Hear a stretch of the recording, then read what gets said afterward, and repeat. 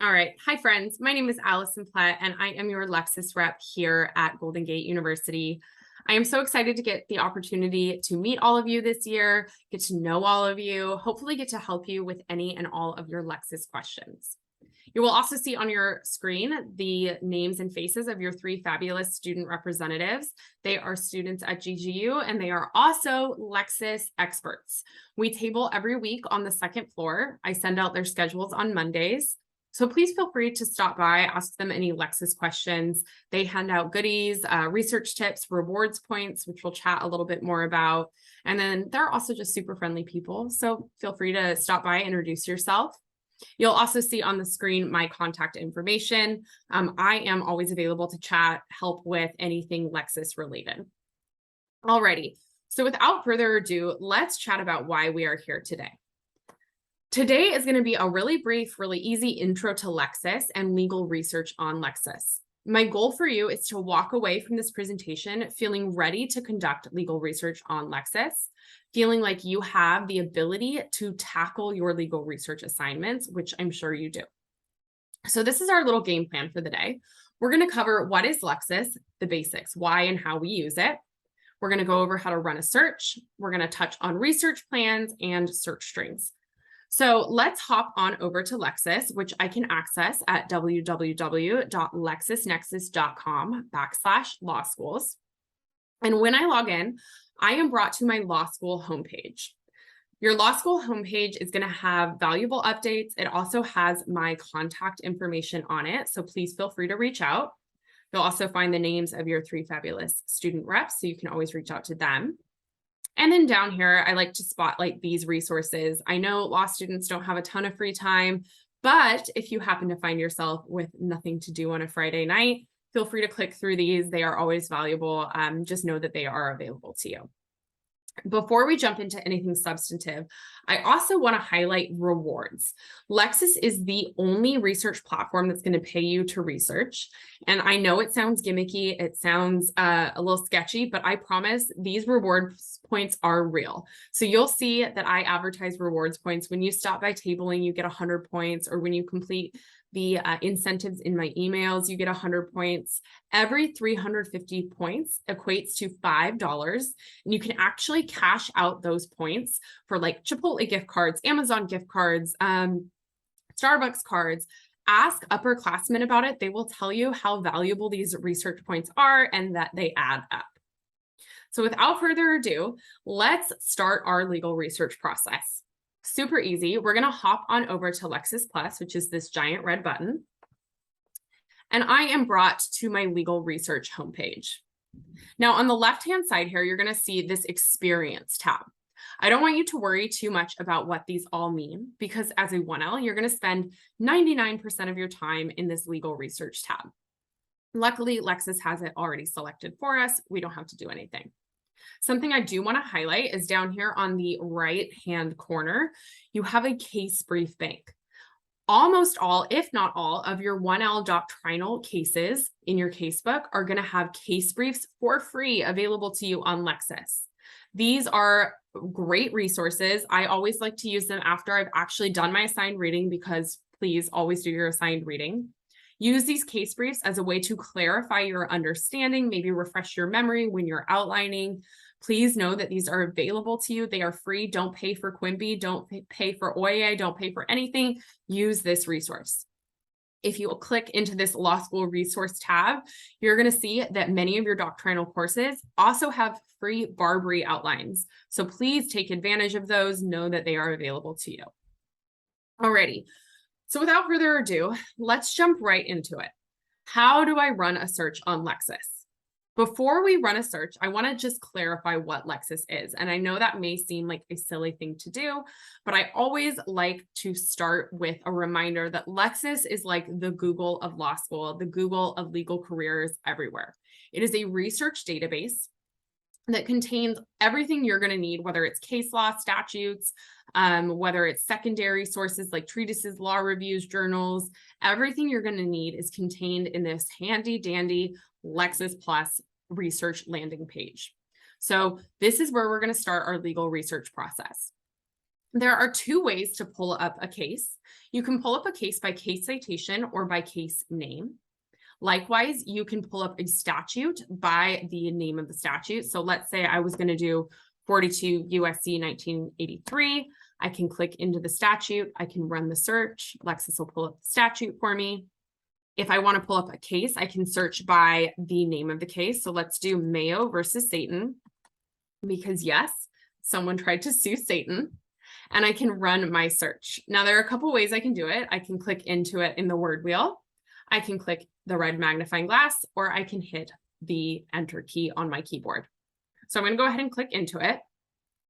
And I am brought to what is called a site list. Now you'll see that there is only one site on my site list, and that is because, thankfully, somebody only tried to sue Satan once, so there's only one result. Now, sometimes if you have a case with multiple, or rather with common party names like Smith versus Jones, or maybe it's a case that's been appealed and remanded a million times, you're going to see that your site list is much longer. So I always recommend searching by case citation when it's available to you. Case citation is that funky number next to the case. These are like the case thumbprints. This case's address, it belongs to this case and this case alone. So I'm going to show you how we would run a search by case citation. I'm going to pop back over to my Lexis Plus homepage, and I'm going to type in my case citation. Usually this will appear next to the case party names. Maybe it'll be in your syllabus, in your casebook. I'm going to type in 248 NY 339, and I'm going to run my search. And what you're going to see is, instead of being brought to a site list like I was brought to when I searched by party name, I'm brought directly into the text of this opinion. Why is that? It's because there is only one case with this case citation. Remember, it's this case's thumbprint, it's this case's unique address. It belongs to Paul's graph and Paul's graph alone. So I always like to tell students, search by case citation when it is available to you. Now, a couple of things.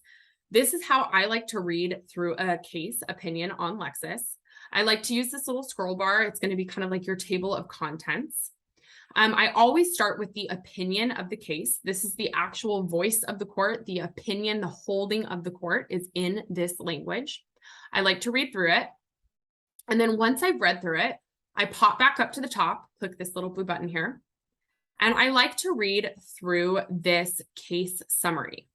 Our case summary on Lexis contains three parts. We have a procedural posture, an overview, and an outcome. So remember, we just read through the actual opinion of the court. Now we can pop back up to this case summary to read through the procedural posture, which is kind of like the history of this case. How did it get here? Was it appealed? Was it remanded? Why is it being heard in this court? Then we can read through the overview, which is going to refresh our memory on facts, the issue in the case. And then finally, the outcome, which is going to actually tell us the holding of the case. Now, again, as I said, I like to read this after I've already read the opinion. It's going to make sure that it's going to reinforce my understanding of the case. It's going to kind of help me clarify any points that might be fuzzy. The reason I like to read the opinion first is because you want to start familiarizing yourself with how courts speak, the language of the court. This is not a tool to rely on. It's a tool to supplement your understanding. Likewise, any kind of case brief, use it as a tool to supplement your understanding. Alrighty, so another handy feature on Lexis is this folder tab right here. Folders are a great way to organize your cases and organize your research. It's really easy to save a case to a folder. All you're going to do is click folders. And I already have this saved in my torts folder because this is a famous torts case. If I wanted to create a new folder, I have that option as well.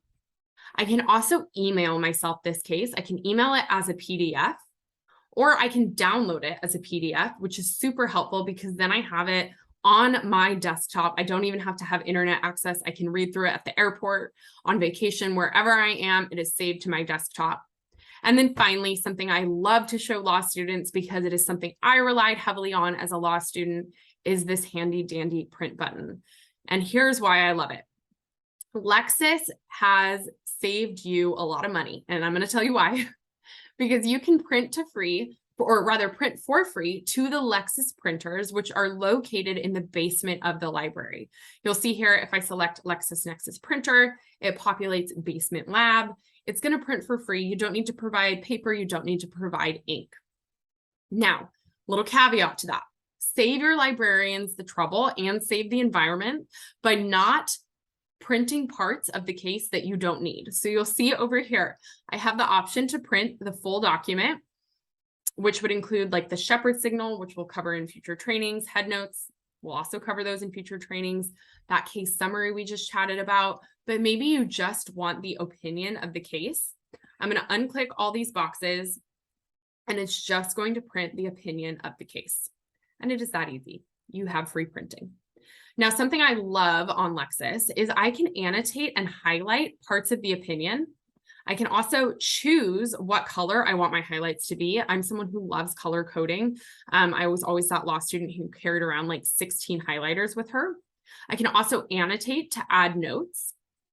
And then again, another option to add it to a folder. It's the same functionality of this little folder button right here. If you highlight and annotate and then print your case, it's going to print your annotations and your highlights, but keep in mind they're black and white printers, so they're not going to print in color. But super easy, super helpful resource to have on hand. All right, friends, so if you're sticking with me, we have just learned how to pull a statute, how to search for a case by case name and by case citation.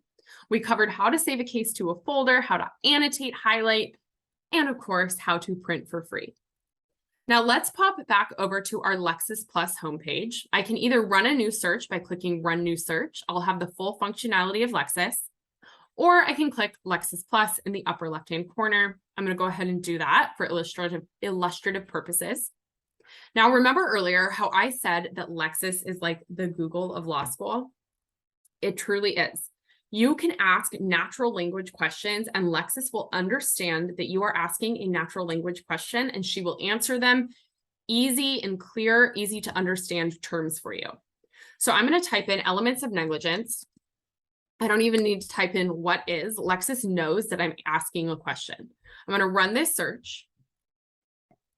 And what you're going to see here is that Lexis is going to provide this little answer card. I like to think of these as flashcards. I just got done with months and months of bar prep, and trust me, these are like flashcards to fill in any blanks in your outlines, in your actual tangible flashcards. Lexis finds cases that directly answer your legal question. So you'll see right here, I have an answer to what are the elements of negligence. We've got duty, breach, causation, and damages. I also have the case that language came from, so I know my answer is reliable, it's authoritative. And then if I am feeling like being extra thorough, I can click more answers, and I'm going to get 10 more cases that answer my question, elements of negligence. All right. So now let's hop over to the meat and potatoes of why we are here today, which is your research plan. Now, I know you've covered this in legal writing, so this is going to be kind of just a reinforcement of what you've already learned. We have this little hypo here. I'm going to work through this with you. This is just to illustrate kind of how I like to begin the legal research process. It is going to be a legal research plan that you can use through the rest of your legal career. It is the same plan regardless of the research assignment. So our research hypo here, our client believes that her employer is violating the Equal Pay Act. She states that she earns on average 20% less than her male colleagues.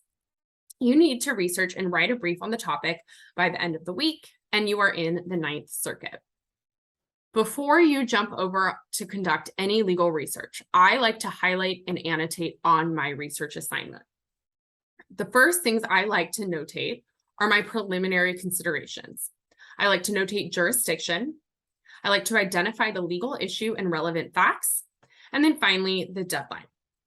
Now, jurisdiction in this one is pretty easy. We're in the Ninth Circuit. This is an important step that you do not want to miss. You don't want to find relevant cases for a law in Florida when your case is out of New York. You don't want to turn in an assignment to your professor or to your supervisor at work that has case law that they can't even rely on. So please, please, please make sure you underline, double star, highlight, triple circle your jurisdiction, which again, in this assignment, super easy, Ninth Circuit. All right, the next thing we want to identify are our legal issues and relevant facts. Seems pretty easy here. Looks like our legal issue is whether this client's employer is violating the Equal Pay Act. Relevant facts. So we know that our client is a female and she earns on average 20% less than her male colleagues. And then finally, deadline. We need to write this brief by the end of the week. Now, deadline, I know it seems like common sense. You are law students, you have made it this far, but please remember, deadlines are important both in work and in school. So don't forget that step. Either put it in your alarms, put it in your calendar, get your assignments in on time. Now, before we hop on over to Lexis, I like to use this little pyramid as kind of an illustration of how the research process is supposed to flow. I always like to start with secondary authority. And for some reason, law students fight me on this. 1Ls fight me on this. You really want to jump right into the case law, right into the statutes. I know that is your instinct, but fight it. Secondary authorities are the place to start for legal research, especially as a 1L when you may be wholly unfamiliar with the area of law that you are writing about. Do yourself a favor. Don't reinvent the wheel.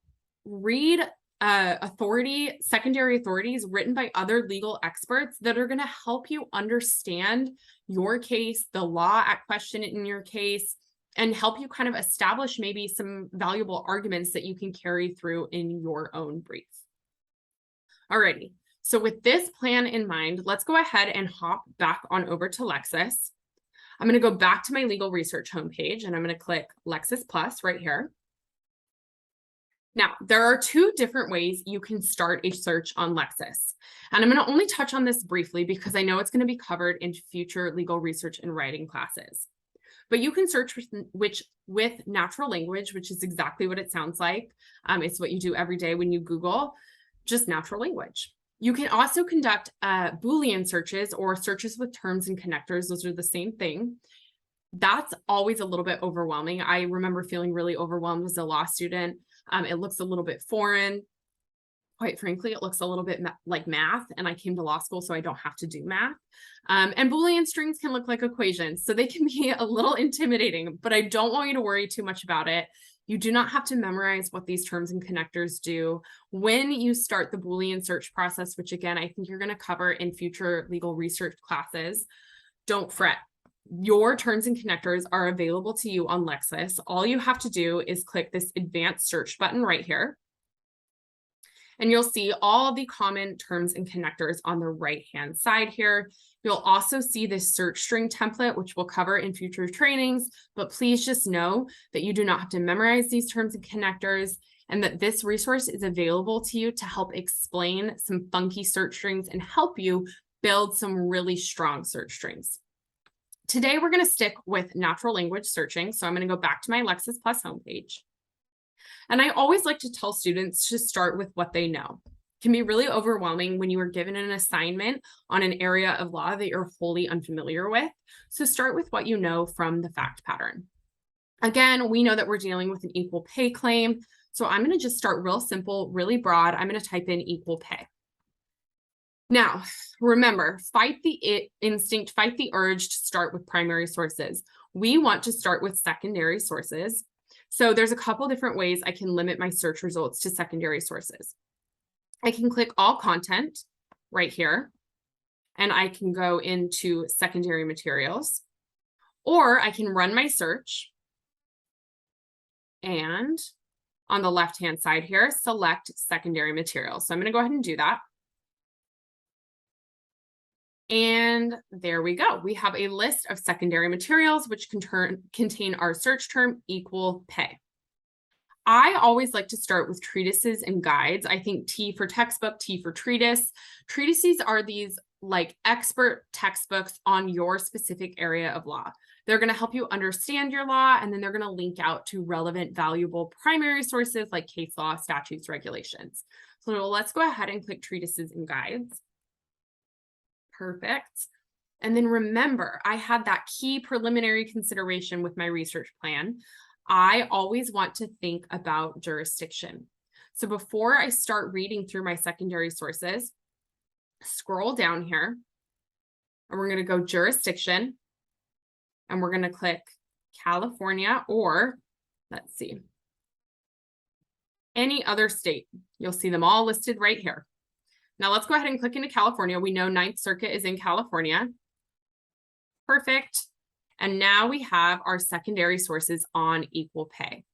Start with the top secondary source. Lexis automatically sorts these in terms of relevance to your search term. And we have the leading authority right here, Wilcox on California employment law. This is the end all be all for equal pay. So I can read through this. It's going to link out to relevant primary sources. Now, let's say I have familiarized myself with all my secondary sources. And finally, I am ready to start the exciting process of researching primary sources. It's super easy. All I'm going to do is type in, again, my search terms. We'll go back to the Lexis Plus homepage. I'm just going to show you. Let's do equal pay. And I'm going to type in gender because we know that gender might be a relevant issue for us because our client is a female being paid 20% less than her male employees. So I'm going to run this search. I'm going to automatically be brought into a site list containing cases, which are our primary source results. I'm going to scroll down because I want my Ninth Circuit jurisdiction, so important. Perfect. And then finally, pro tip, you also want to select publication status. You can only cite to reported or published cases. So select reported. And there we go. We have our first site list. Something I love that Lexis automatically does. Again, I told you I'm a girl who is a sucker for color coding. Lexis finds my search terms and then color codes them and highlights them within the text of the opinion.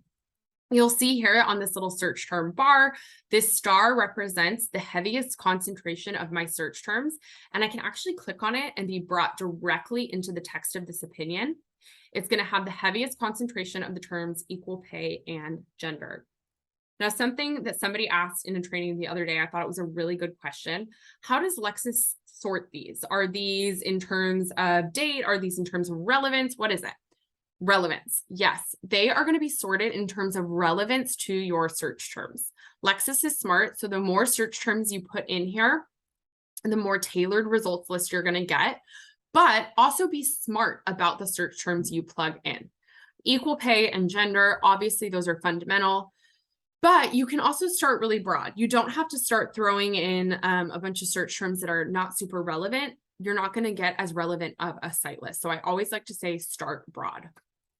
And just a little reminder, I can click into the text of this opinion. Let's see here.